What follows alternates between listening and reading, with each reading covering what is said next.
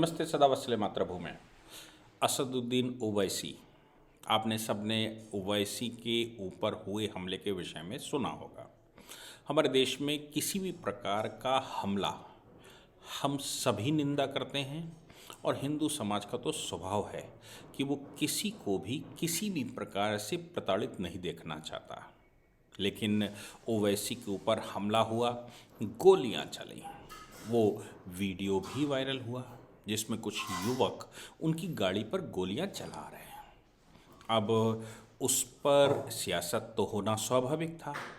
कल जिस समय उन पर गोलियां चली थी उसके थोड़ी ही देर बाद, यानी कि पार्लियामेंट में उनके रिप्रेजेंटेटिव के स्टेटमेंट आने के थोड़ी देर पहले ही गोलियां चली। ये एक इत्तेफाक है या फिर ये कॉल्यूशन है, ये मैं समझ नहीं पा रहा हूँ। क्योंकि इत्तेफाक में इसलिए नहीं कह सकता क्योंकि जिन सांसद महोदय ने वो स्टेटमेंट दिया था कि साहब अभी अभी हमारे राष्ट्रीय अध्यक्ष के ऊपर गोली चली है, वो सज्जन बहुत गंभीर नहीं दिखे।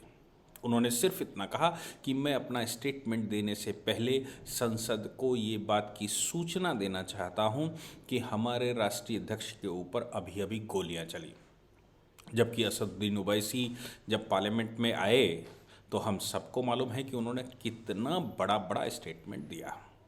अब बात तो बिल्कुल ठीक है कि भारतवर्ष में भारत का जो नागरिक है, कोई भी नागरिक है, उसका कोई रिलीजन, कास्ट, सेक्स या रीजन से कोई लेना देना नहीं होता। कोई भी है, उसको सुरक्षा की आवश्यकता है, देश में सुरक्षा होनी चाहिए। उन पर हमला भी उत्तर प्रदेश में हुआ और उत्तर प्रदेश के मुख्यमंत्री लगातार ये क्लेम कर रहे हैं कि वो सुरक्षा सभी को दे रहे हैं, तुष्टीकरण किसी के साथ नहीं कर रहे हैं। ये बात बिल्कुल सामने वो चिल्ला चिल्ला कर कह रहे हैं। फिर ओवैसी के ऊपर हमला क्यों हुआ? हमला होने के बाद की जो राजनीति हुई उस पर थोड़ा एक्सप्लेनेशन एक क्रिमिनल लॉयर की तरह सोच कर देखते हैं। पहली बात ये आती है कि उन्होंने जो कहा, उनको क्या सुरक्षा मुहैया होनी चाहिए? मैं मौलाना, मौलवी असदुद्दीन ओवैसी कहूँ या जो भी शब्द आप इस्तेमाल करें, उनके ऊपर जो हमला हुआ, क्या उनको सुरक्षित रहने का अधिकार नहीं है? बिल्कुल है, और उनको सुरक्षा मिलनी चाहिए। भारत सरकार ने, होम मिनिस्ट्री ने उनको सुरक्षा ऑफर भी की है, जेट सिक्योरिटी उनको ऑफर की है। क्या सियासत वो कर रहे हैं ये भी हम देखेंगे। अब एक बात ये आती है कि जो व्यक्ति गोली मार रहा है वो गोली कहाँ चलाएगा? भाई इतने सारे फायर हुए, गोली चलाएगा तो शीशे पर चलाएगा, सामने चलाएगा, गाड़ी रोक कर चलाएगा, और कम से कम अगर उसका निशाना चूकेगा भी तो फिर शीशे के अगल बगल ऊपर से कुछ गोली फायर निकल जाएगी, यानी कि गाड़ी के ऊपर से निकल जाए, गाड़ी के पीछे हिस्से में लग जाए, गाड़ी के आगे हिस्से में लग जाए, या जहाँ पर वो शीशे लगे उससे थोड़ा आधा फीट नीचे लग जाए। लेकिन गोली लगी नीचे वाले बॉटम पर, और जितनी गोलियां चली वो सब की सब बॉटम पर लगी। तो इसके दो अर्थ लगाए जा सकते हैं। एक अर्थ तो ये है कि पहले से साठ गांठ उन व्यक्तियों के साथ रही होगी, कुछ पेमेंट की बात रही होगी या जो भी रहा हो। पहली बात तो ये है कि क्या ये एक सुनियोजित हमला था ताकि उत्तर प्रदेश का चुनाव उठाया जा सके? अखिलेश यादव के सामने उनकी चल नहीं रही है मुस्लिम वोटर्स के आगे, इसलिए क्या चुनाव उठाया जाए, इसके लिए ये हो रहा है। दूसरी बात यह है कि जो शूटर हैं वो अनभिज्ञ हैं, यानी कि वो बहुत अच्छे शार्प शूटर नहीं हैं। शार्प शूटर से मतलब ये है कि वो शूटर ही नहीं हैं, वो उनको निशाना लगाना नहीं आता, उनको गोली चलाना नहीं आता, वो डर के मारे गोली चला रहे होंगे, ऐसे चलाना चाहते होंगे, ऐसे होंगे। और दूसरी बात यह है कि कोई गोली अगर सामने चलाता है तो ऐसा अनुभव में आता है कि लोग ये कहते हैं कि उसके बाद गन फायर ऊपर जाता है, गोली ऐसे नहीं चलती, ऐसे चलती। अगर गोली चलाने के बाद भी नीचे जाएगा तो वो ऊपर जाना चाहिए, नीचे नहीं जाना चाहिए। यानी कि अगर गोली सीधी चलाई जाएगी तो वो ऊपर की तरफ जाएगी। उसका मतलब अगर हम निकालें तो ये भी हो सकता है कि गोली एकदम नीचे चलाई गई होगी और गन चलते समय वो ऊपर उठ गया होगा, तो फिर वो बॉटम पर लगा। तो जो चलाने वाले हैं या तो वो अनुभवी लोग नहीं हैं, और अनुभवी न होने का कारण हो सकता है कि हो सकता है कि वो राष्ट्र के विषय में बहुत ज़्यादा सोचने वाले लोग हों, राष्ट्र में ये सोचने वाले लोग हों कि यही वही ओवैसी हैं जिनके भाई ने कहा था कि 15 मिनट के लिए पुलिस हटा दो तो हम क्या कर सकते हैं, और ये लगातार उनको डिफेंड करते आ रहे हैं। और दूसरा, ये आग उगलने में कहीं पीछे नहीं है, यानी कि जब आग उगलने का नंबर आता है तो पूरी शक्ति से आग उगलते हैं, जो हो सकता है कि समाज को अच्छा ना लगता हो।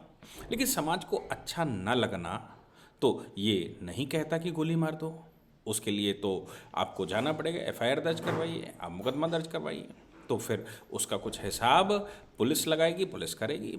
योगी जी लगातार ये क्लेम करते हैं कि भारत में सिक्योरिटी, उत्तर प्रदेश में सिक्योरिटी देना उनका कर्तव्य है, और वो सभी को सिक्योरिटी देंगे, चाहे वो किसी भी रिलीजन का व्यक्ति हो, किसी भी कास्ट का व्यक्ति हो, किसी जेंडर का व्यक्ति हो, और कहीं का भी रहने वाला हो, वो गरीब हो, अमीर हो, शोषित हो, वंचित हो, या वो साधनों से समृद्ध हो, किसी भी प्रकार का व्यक्ति है उसको सिक्योरिटी वो प्रोवाइड करवाएंगे।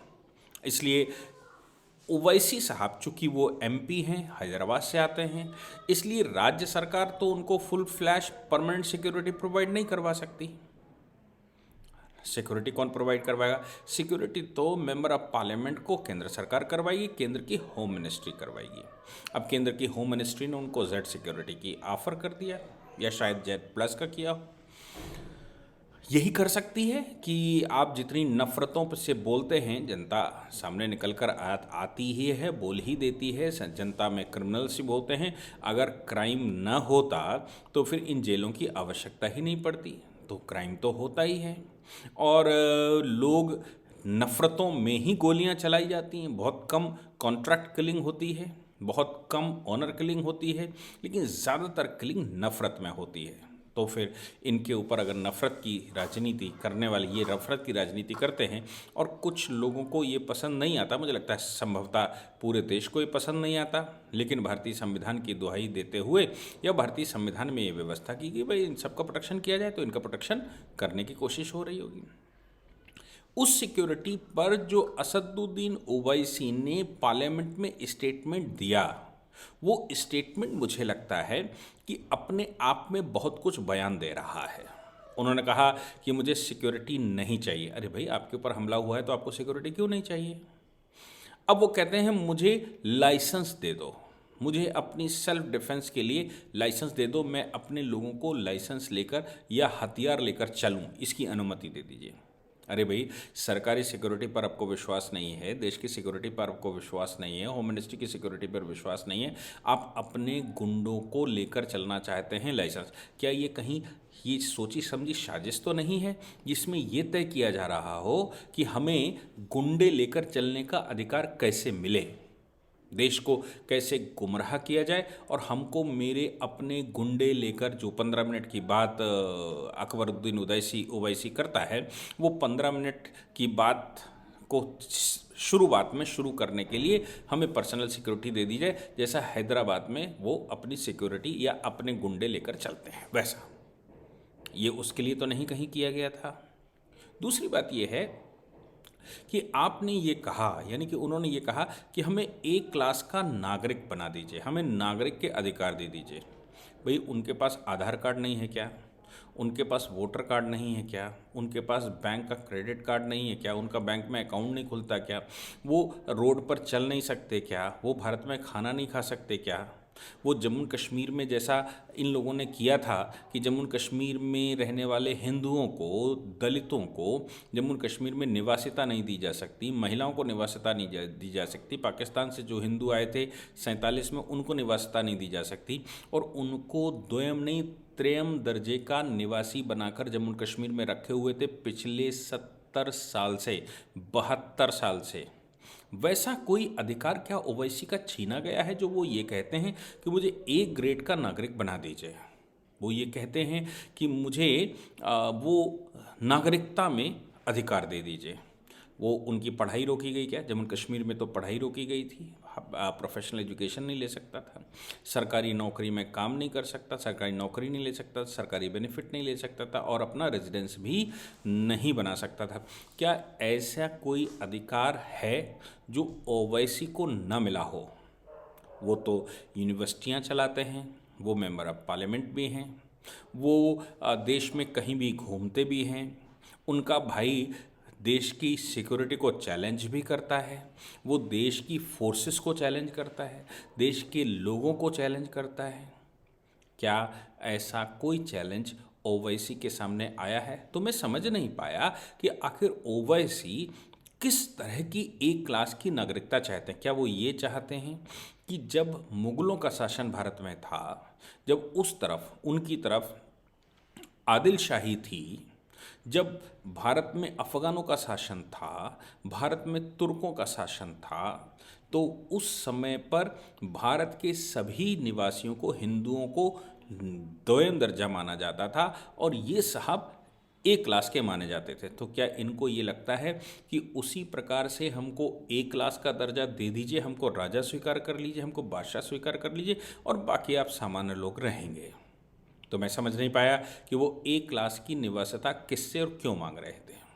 क्यों वो सिक्योरिटी लेने को तैयार नहीं है? क्यों वो कहते हैं कि हमें हथियार रखने का अधिकार दे दिया जाए? क्यों वो कहते हैं कि मुझे जेड सिक्योरिटी नहीं मिलेगी? मौलाना ओवैसी के सामने मुझे लगता है कि एक बड़ा मूल प्रश्न है कि आप सिक्योरिटी क्यों आखिर लेना क्यों नहीं चाहते? दुनिया का व्यक्ति, हिंदुस्तान में कोई भी व्यक्ति जिसको इनसिक्योरिटी लगती, वो सबसे पहले यही कहता है कि साहब हमें सिक्योरिटी दे दीजिए। तो फिर ओवैसी सिक्योरिटी क्यों नहीं चाहते?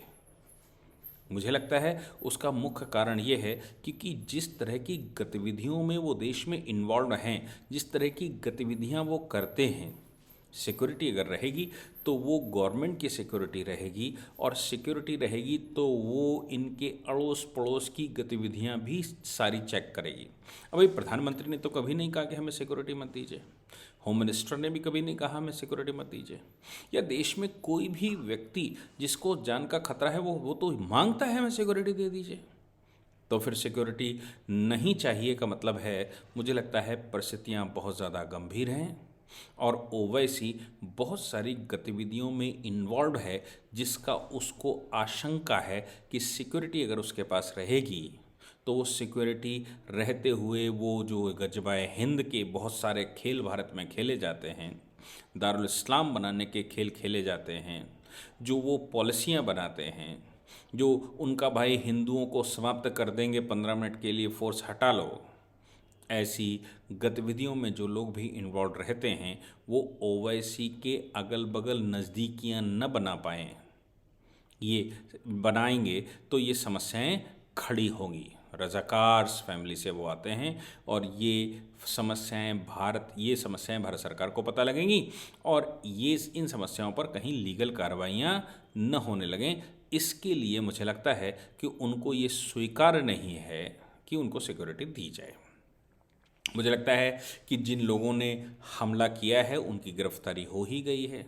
किसी भी पॉलिटिकल पार्टी के साथ हो सकते हैं, वो पॉलिटिकल पार्टी के साथ तो राष्ट्र निर्माण में जो पॉलिटिकल पार्टी लगी होगी, सामान्यतः राष्ट्र को चाहने वाले लोग उसके साथ ही होंगे। लेकिन सरकारों की अपनी मजबूरियां होती हैं, गवर्नमेंट की अपनी मजबूरियां हैं।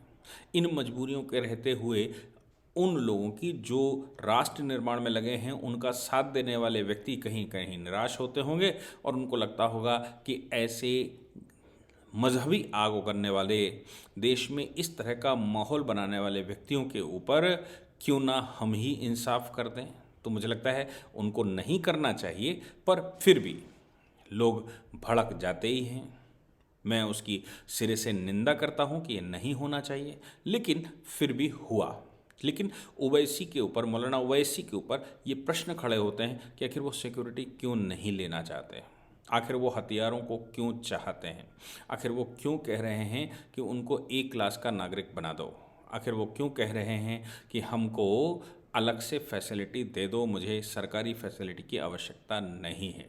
ये गंभीर प्रश्न है, इस पर पूरे देश को सोचना ही चाहिए कि इन लोगों के विचार क्या हैं। जय हिंद, जय भारत, वंदे मातरम।